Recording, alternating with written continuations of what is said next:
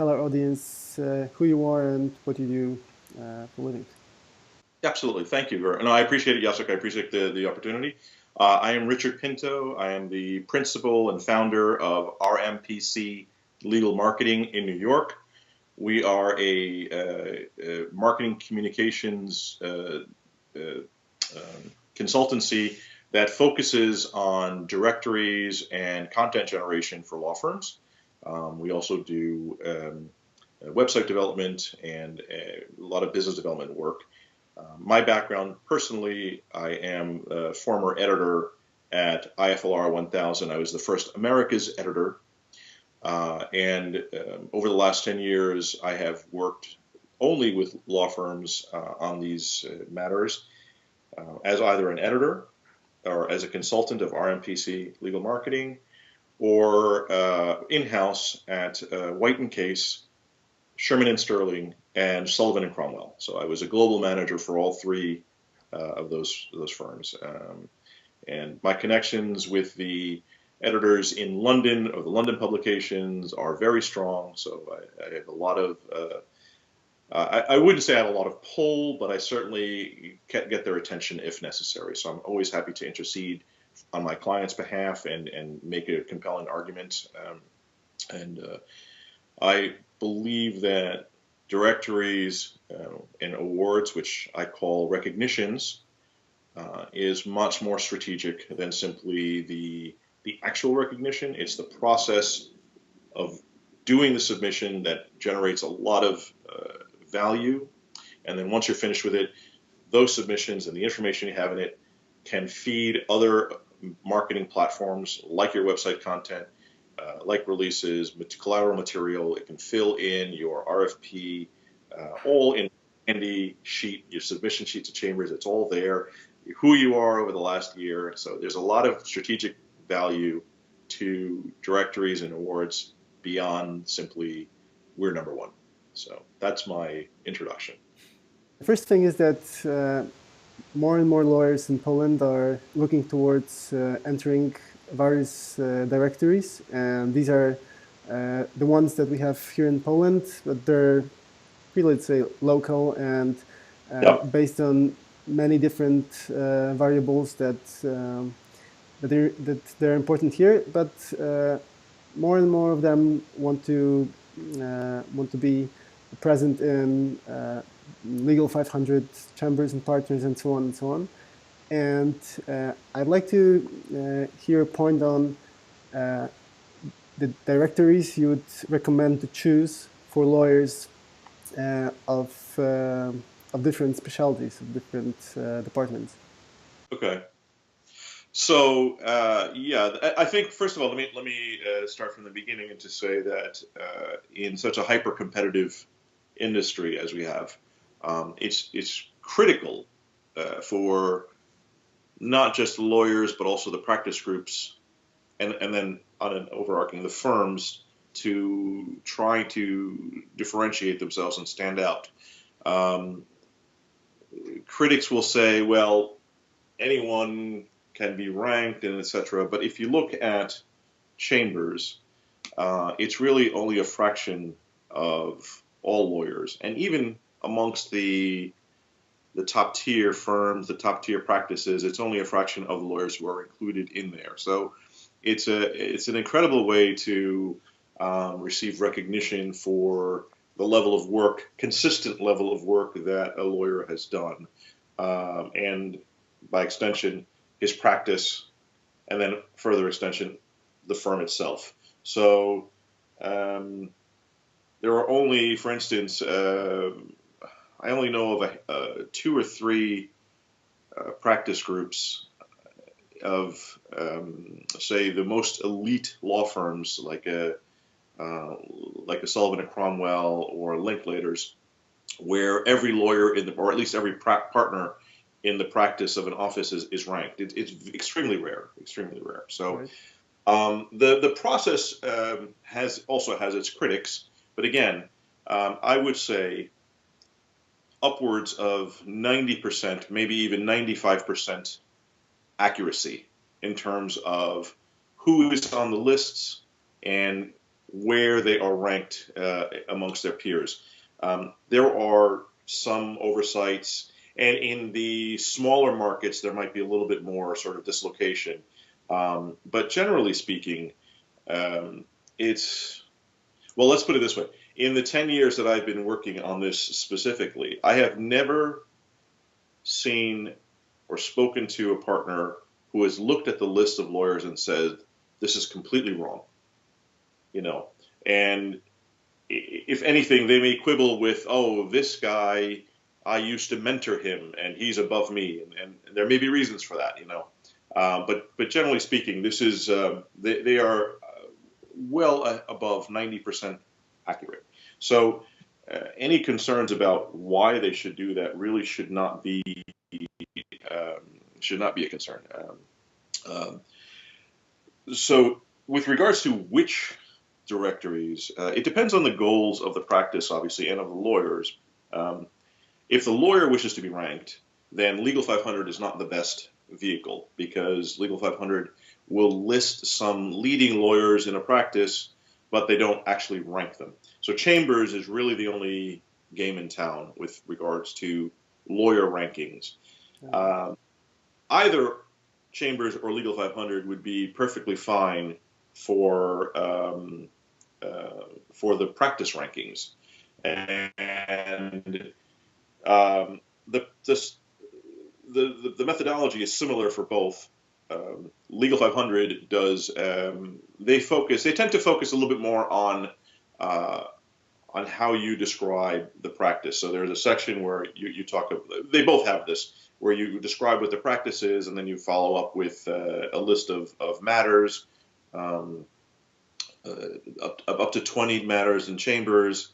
Legal 500 recently changed their methodology so that now you have an unlimited number of matters that you can submit, unlimited number of references that you can submit. For Chambers, it's 20 and 20 for both. But as I said, Legal 500 focuses a little bit more on how you describe your practice and what you consider to be your strengths. And then they look to see whether the matters that you submit sort of reflect that. And then they also interview your references, and they interview the market. Sort of, they create a matrix to get the sense of this. Chambers does the same. However, their focus is more on the client references. So Legal 500 believes you know your practice best. I'm sort of paraphrasing with them and grossly simplifying here, but they believe you know your practice best. Tell us what you think is critical for us to know about your practice. Chambers, on the other hand, looks at this and says, well, your clients are the ones who know you best, and we will speak to them and get a sense of this. So for Chambers, it's more important to pick a good list of client references that would respond, and then that would report favorably and accurately about your practice. I can tell you plenty of stories of references that have been put down where the reference, quite frankly, is unhappy with the partner, and the partner has no idea about this, and the partner has put down this person to, please speak well of me, and given the opportunity, especially considering the confidential nature of how Chambers works, clients will speak out, and they will say, we are unhappy with this firm. They used to be good 10 years ago. They're not good anymore, or they've lost so-and-so. He's moved on to another firm, and their practice hasn't been the same.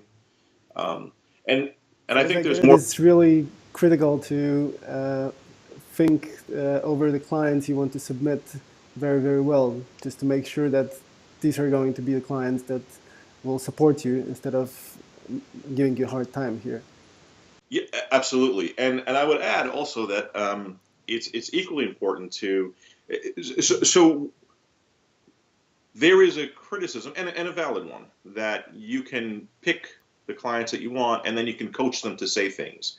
And that is true to an extent. However, Chambers' process, and then they've been doing this for long enough, that were they to get, say, 4 unimpeachable comments and then they look at the matters and they would say, well, we're not really seeing this sort of level of work. Well, let me dig a little further. And then they would reach out to the market. It's not as simple as saying, well, we can just get 4 or 5 or 10 clients and have them all speak well of us. You can, but it doesn't really work like that. Their process is a lot more sophisticated than many firms give them credit for.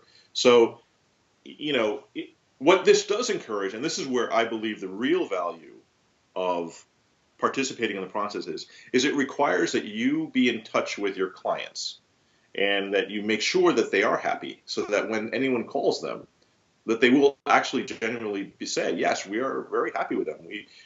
They're on top of the market.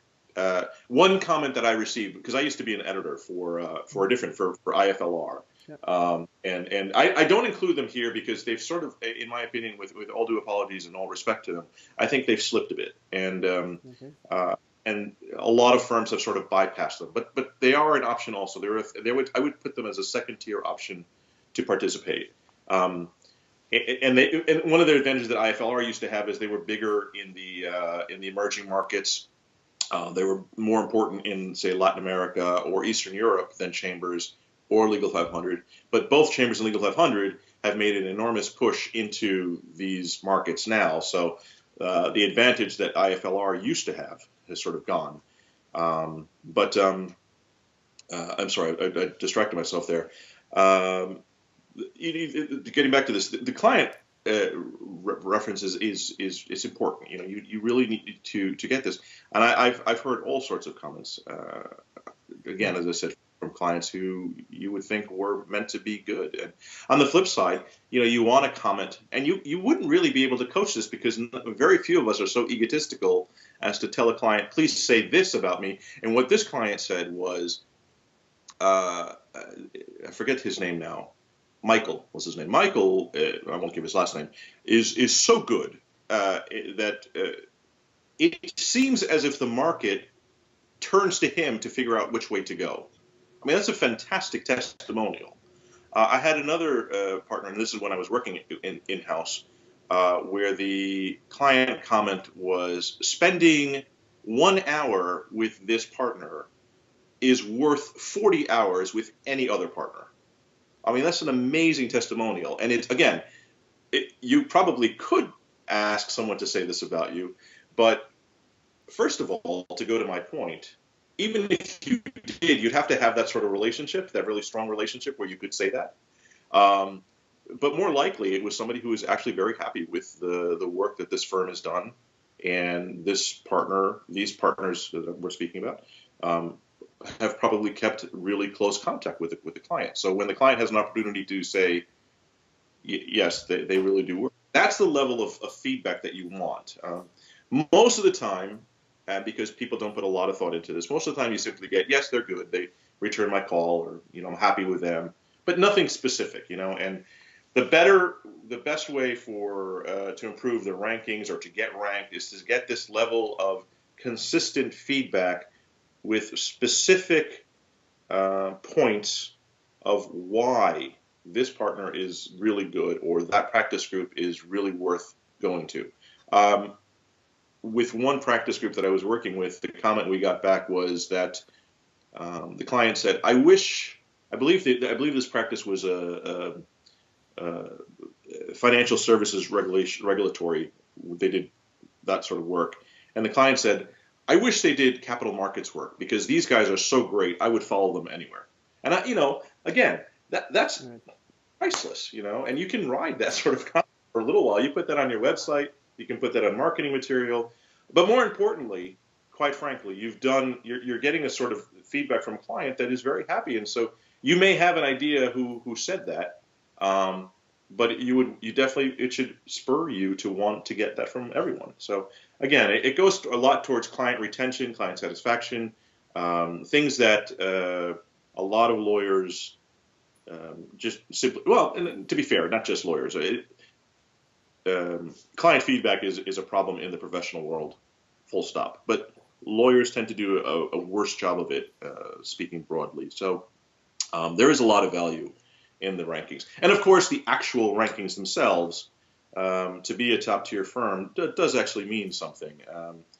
I will say, however, the actual ranking, like as to which tier you're on, is less important than actually being ranked. There is increasingly there are more corporations that are requiring, as a part of the RFP process, to list which directories you're ranked. I have seen at least 2 RFPs that have actually asked for specifically Chambers ranking. Where are you ranked in Chambers? But as I said, I've only seen 2. I haven't heard that specific, but I do know that a lot of corporations are actually asking now for, corporate clients are actually asking for, where are you, in which publications are you ranked? Because it is a differentiator. All things being sure it is. Yeah, all things being equal, this is a good firm, this is a good firm, this is a firm that my friend told me about, this is a firm, which is, still the number one referral is personal references. So this is the firm my friend referenced. This is a firm that I found out about because I happened to go through to Chambers to look up this other firm, and I see this firm. Now but this firm is not ranked. This first firm is not ranked. So here's the question: if you're the general counsel, or if you're doing work for your boss as the general counsel, and you have to make a recommendation, lawyers are risk managers at the end of the day. That's what they are. And if something were to go wrong, it's a lot easier to say, well, Chambers said they were number 1 versus, well, my friend from law school said they were good. I'm being a little cynical and a little bit less serious, but I get your point. Yeah. There's a point there, So okay. So feel on the importance of the value of the rankings process. Sure. So that's clear for me, and I'd like to go back to the process of evaluating firms by Chambers or Legal 500, because I've heard comments recently here in Poland that because of, especially in Poland, there are more and more lawyers and firms applying to be listed in those directories. Yeah. Yet there are not enough editors to contact all the clients and all the reference companies that they were listed in the applications, and that's why the ranking here is not that accurate as it used to be a few years ago, or as it is in UK or States. Can you comment on that? That's it. Well, that's really a question more so for the Chambers people to ask. I think, however, I would, from what I know of how Chambers does their work, I would be surprised if they actually didn't have enough time. What is more likely to be the case, I would wager a large sum of money that the lawyers that have, the clients that have been submitted, the lawyers have not reached out to them, first of all, to let them know that they are being included, or they have not asked the clients, may we include you as a reference. And so when the requests come, and the Chambers will send an email, and then they will phone, and sometimes they will simply do it by email, but it's an email request first, and the email may be lost on a spam filter, or they will actually get the email, but they don't know who it is, or they weren't expecting it, so they kind of go through. So this kind of goes into my whole point of the client contact opportunity, because if you say you have 5 partners in a practice that you want to promote, and you have 20 opportunities to list clients, well, obviously that's 4 clients per. So if I'm a lawyer, I would say, okay, well, who are the clients that I have done any work for recently within the last 12 months? Okay, I will pick him. And then who are the ones who have been with me for a long time, 10, 20 years? Okay, I'll pick her, and etc. And so you make the list. However, you need to take the next step. At the very least, you have to give them a heads up and say, we've submitted your name in to Chambers. It's an important process for us. If you would please respond when they call, we would appreciate it. That would be a minimum. The recommended way to do it is to call those 4 client references and say the same thing, but permission first. And, again, it's always easier to ask forgiveness than permission. People tend not to do that step. They tend to simply put the names down, and then increasingly the ones that you're getting better results are those lawyers that have reached out to them and say after the fact, please keep an eye out for Chambers or Legal 500. But a lot of times this isn't done. So I can't say without knowing specifically what would be the reason, but I would be surprised, honestly, if it's a lack of time. They have a lot of resources. They have dedicated Chambers works on a tiered system so that you've got the editors in charge of the markets. You have then deputy editors who are in charge of practice groups and markets. And then you have researchers and senior researchers. So there's a long chain of people that are involved. And the other thing too, I should say, is have the firm submitted the submissions on time. Missing the deadline is a bad thing. As always in this industry. Yeah. Exactly. For an industry that's so used to this, but the problem is this industry is used to getting extensions, and so okay. Chambers no longer "quote unquote" grants extensions. They simply say just submit it as soon as you can. Generally, you have about a week from the deadline where you can probably, and I do stress the probably, get into the queue, and it won't hurt you. But the only way to guarantee that you absolutely will have your submission looked at and reviewed is to get it in on time. And a lot of firms do not do this. And so even in the smallest markets, there are still dozens of firms to look at. And if the market is small enough, which Poland is not a small market, but if the market is small enough, then that same researcher will indeed have several different markets to look at the same time. But again, if the submission is sent in on time, Chambers guarantees they will absolutely contact everybody that, they will look at your submission, because as soon as they get it, they start putting the clients in the queue, they start reaching out and start doing the process. So it's highly unlikely that a firm who has submitted on time with good, solid references that have been prompted to respond, not necessarily coached with a response, but prompted to say, please respond. I think if those 3 factors are met, I would be very surprised if the research isn't done properly. And this is one of those things where it's my proposition as I do this is to sort of elevate the recognitions process into something much more strategic. And as I said, it's the client contact aspect of it and the feedback, which makes it much more important than the simply, yay, we're number 1, we're top tier. And unfortunately, too many people look at it as simply the accolade. And so therefore, they don't take it as seriously. And therefore, the deadlines tend to be sort of ignored. To be fair, there is fee-generating work that needs to be done that takes precedence. And that's absolutely critical, and that's important, and that's much more important than any ranking you're going to have. However, in terms of building your business, this should be part of the process. And so this process should not be done at the last second. It should really, to be done properly, it takes about 4 to 6 weeks to do, because you need to put everything together, and then you need to build in some wait time between sending it to the partners, having them approve it and sign off, and then getting it and being able to send it in on time. Too many people wait till the last minute, and then they're waiting for a partner who suddenly is in the midst of 3 different matters, working and driving in revenue, and then they don't have time, and they get back to it when they do.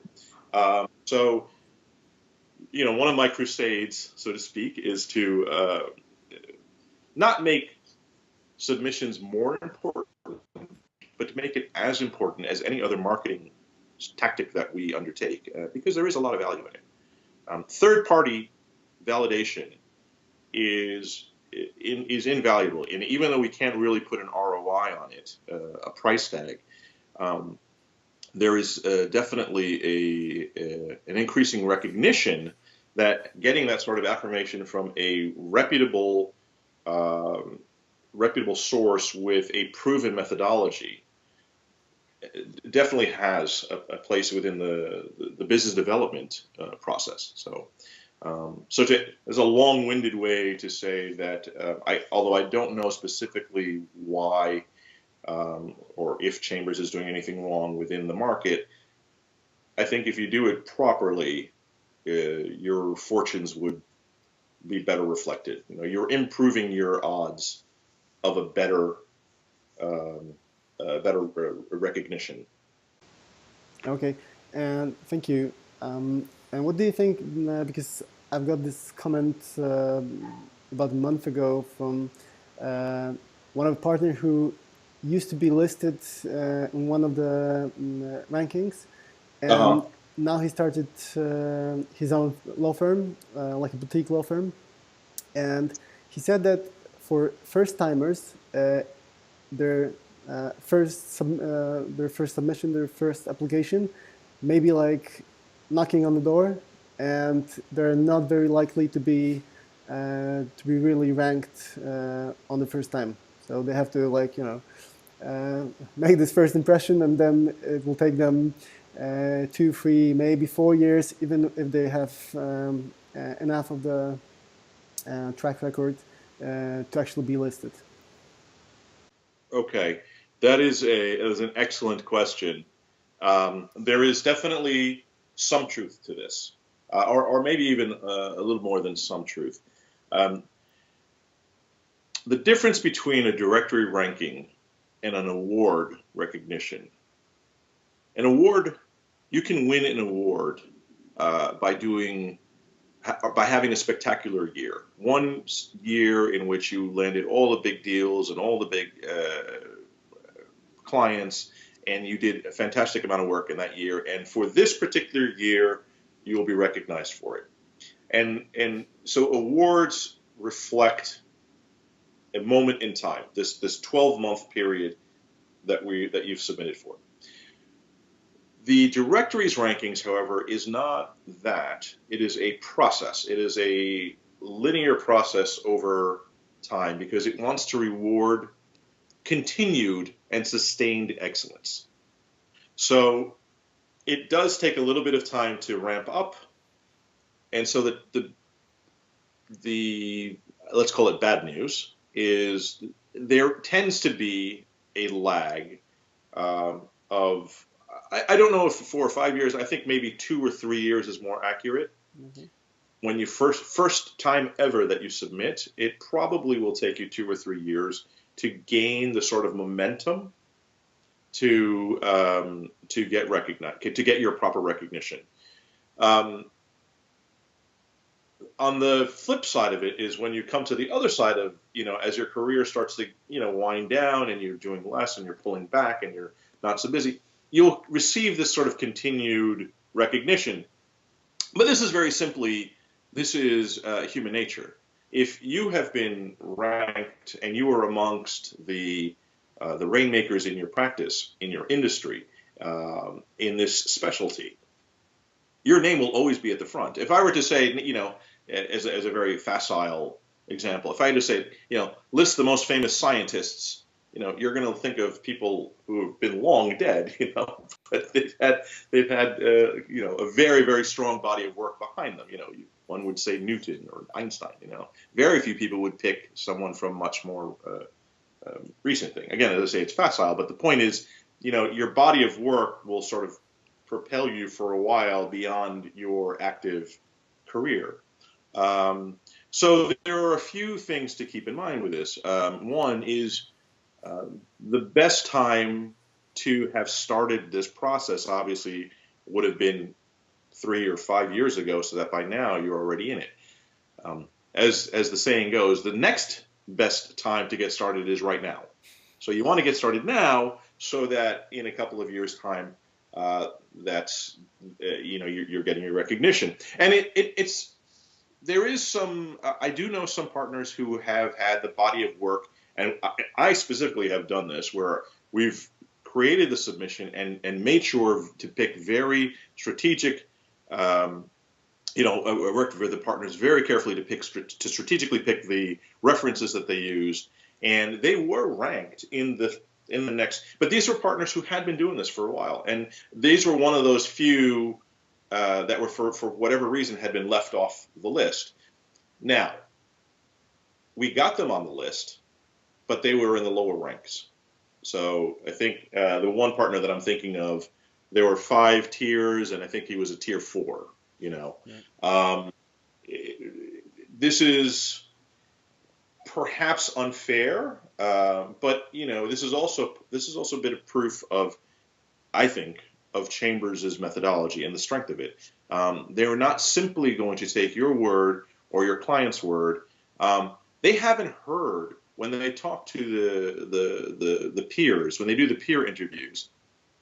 No one said, "Oh, you must include Richard Pinto in this list," and then suddenly Richard Pinto submits, and then he would get to top tier because that's where everyone thinks he is.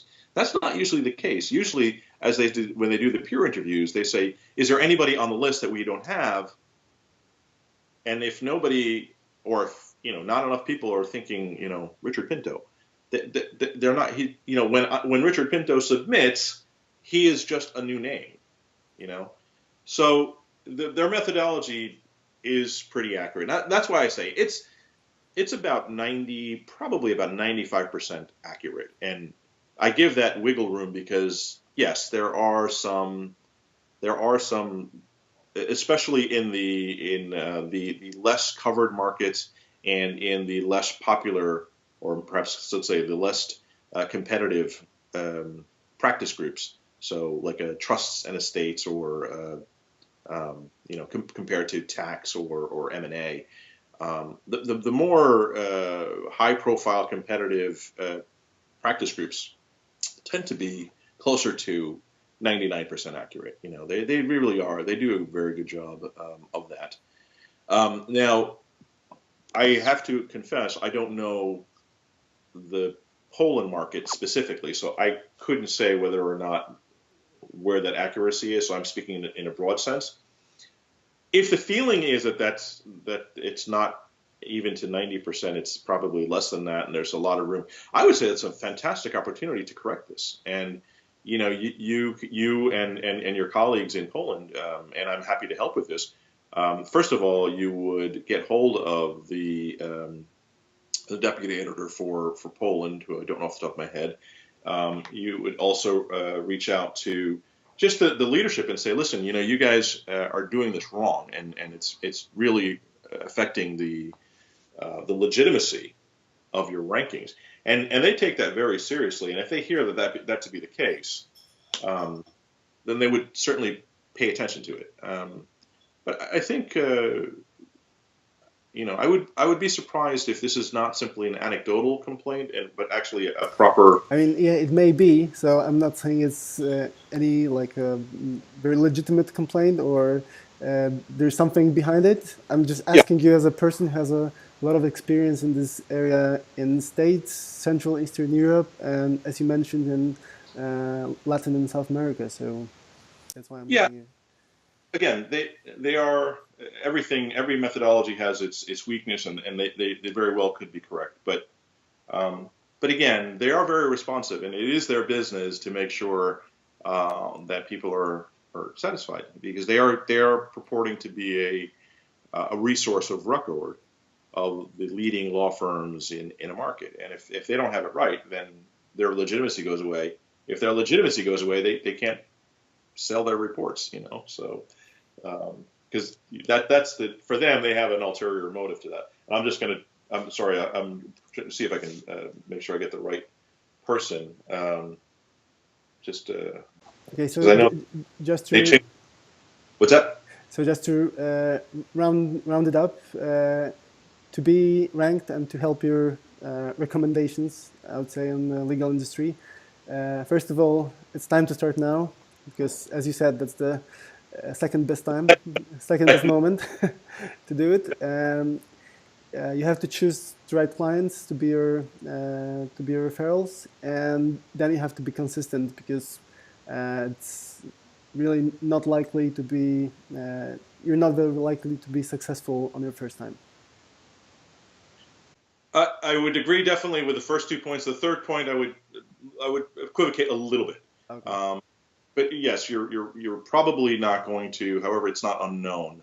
If in fact you are that accomplished of a lawyer, you have a fighting chance to get recognized your first chance in. If you are actually, let me say. My point is that you shouldn't be discouraged because you were not ranked on the first time. Yeah. Yes, and what I was going to say is that you shouldn't be discouraged. Correct, and really, one thing I like about Chambers and Legal 500, also what we're speaking about Chambers, is it's very much a reality check. You may have your perception of yourself or your firm or your practice here. The market feedback is here. And of course, you want to make it as closely aligned as possible. The bigger this spread is, because, Chambers doesn't particularly care who you are. This is just their process. So if they're getting feedback from the peers and your clients and their own research, and they're looking at the matters that you submit, and these things don't add up to where you think you are, then you have some work to do. And it's a reality check, and people will, obviously nobody likes to hear bad news.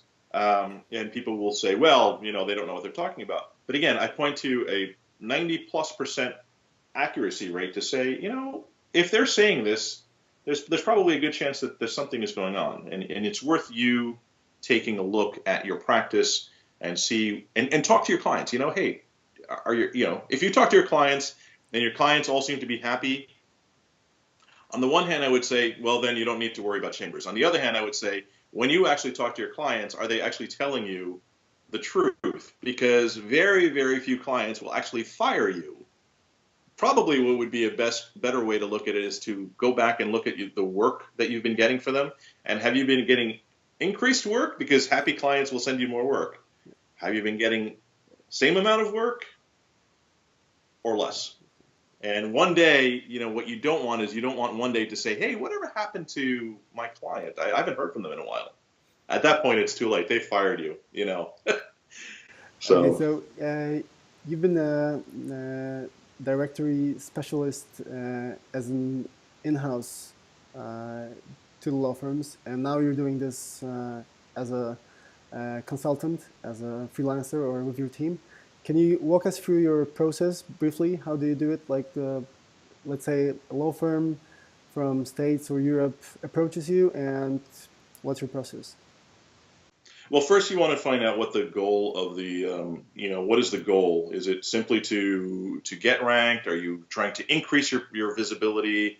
So we need to find out what the goal of this is. Like any marketing strategy that you undertake, you need to understand why you're doing it.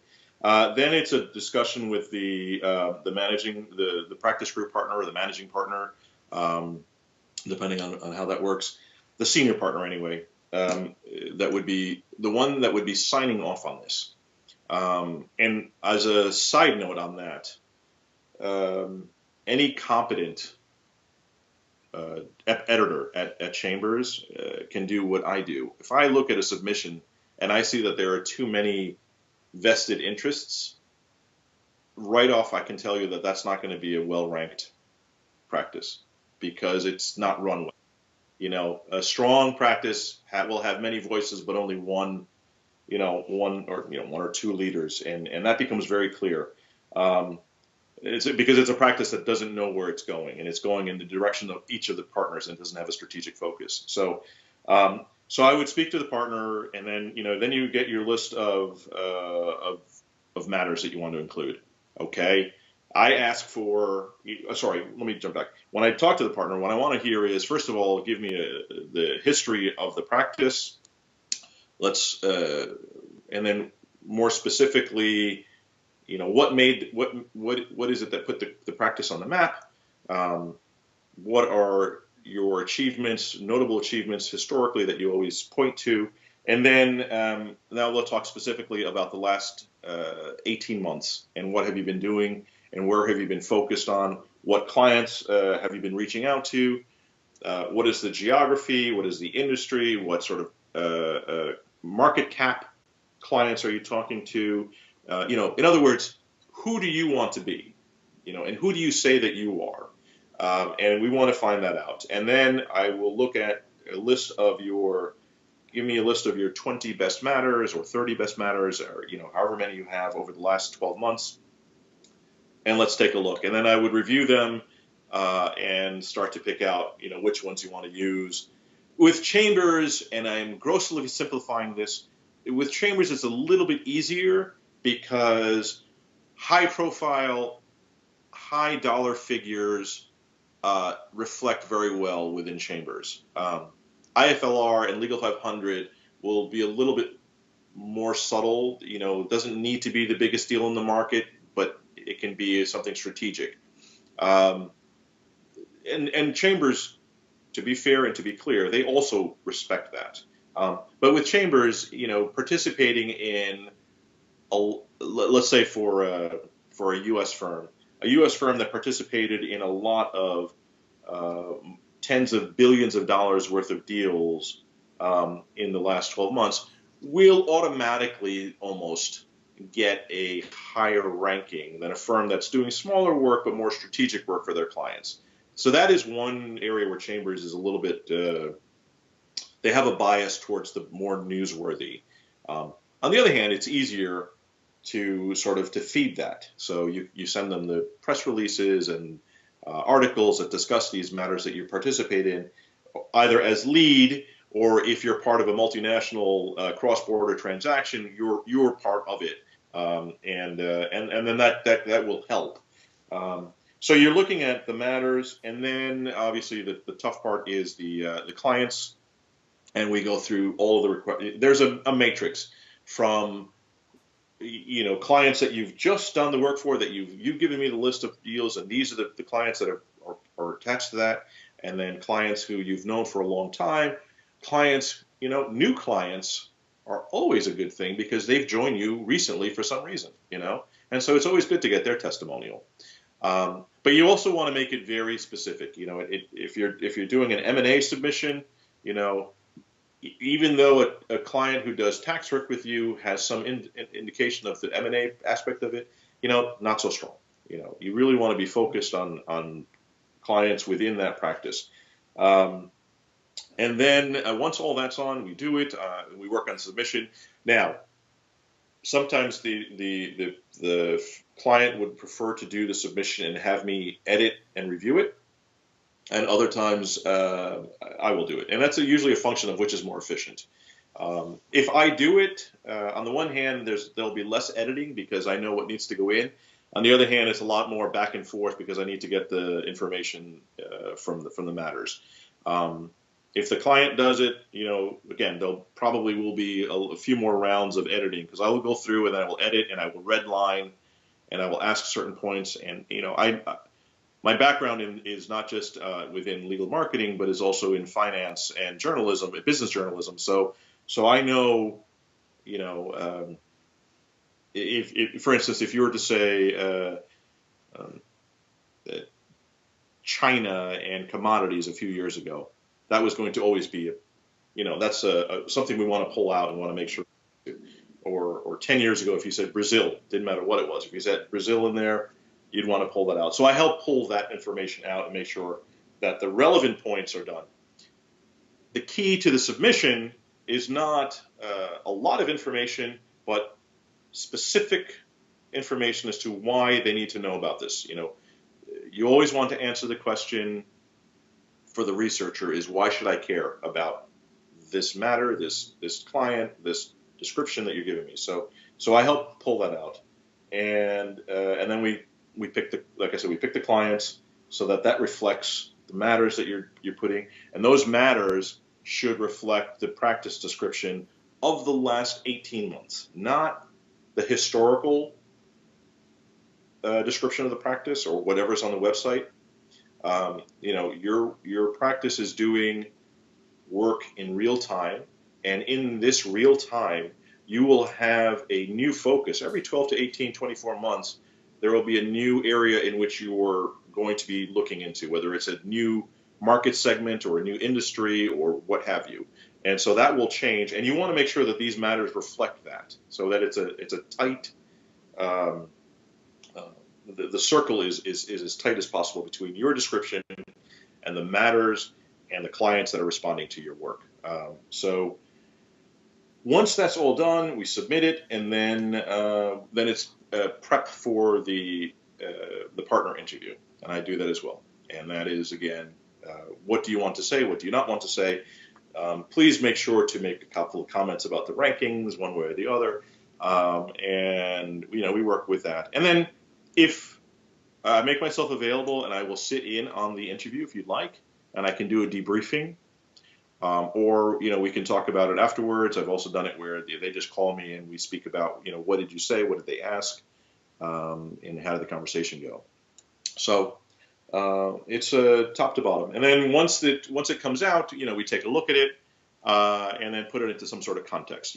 Not just did you improve or do you have more partners, but who else is ranked and where is it going, and if you're doing well, we help put together a press release for you, and and then we wait for next year.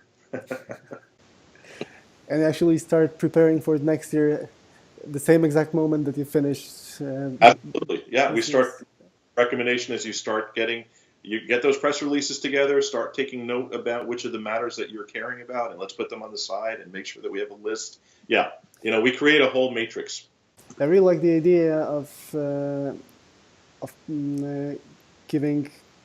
Of caring about the press releases, as you said, or using other marketing materials while gathering materials for your submission, actually, so to make it more clear to the editors. And I like it because it shows that even the firm that wants to be ranked and wants to be seen as a top tier or one of the top firms in their industry, they still have to make sure that all their marketing efforts are in place, and they have to pay attention to every single detail, not only to submission that comes only once or twice a year. Depends on the number of practices you want to submit. Yeah, there are some firms that are lucky enough that they can do that. They can just pay attention when it comes.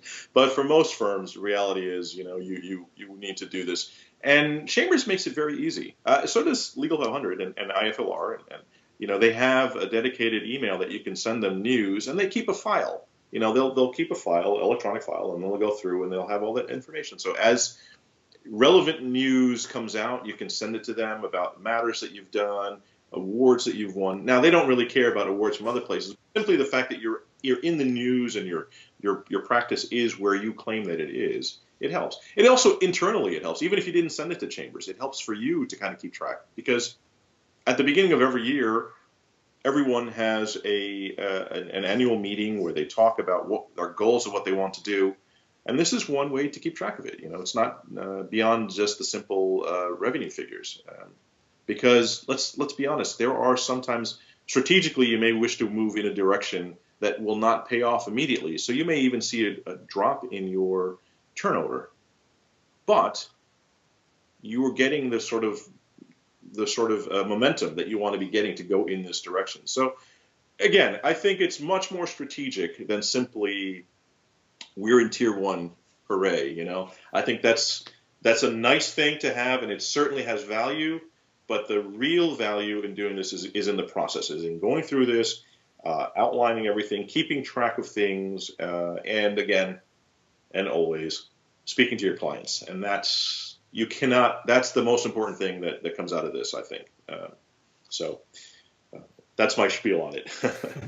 Okay, thanks a lot, Richard. This is a very interesting insight, and all the comments, I really appreciate it. And and I apologize. Very, very interesting. I actually have a much more I have a 101 presentation that I do as to why you want to do it. I also have a more strategic directories 2.0 where we talk about not so much the how to do it, but really get into the why. And we talk about the client references and how you're picking them and who they are and why you need to pick the right ones. So it's things like that. So there's a. By the way, if anyone is concerned with their, if they think that the research done in Poland is not so strong, Marlene Herman was the editor. I couldn't remember her name because Georgina had left. So you can look her up. You can send her an email and say, we're unhappy with how it is, and they are very, very open. All of them are very open to, at a bare minimum, communicating via email, but they'll take phone calls as well. Yeah, I think it may be a comment from someone who was not happy with the result, or something went wrong, and now they're complaining and spreading the wrong message around.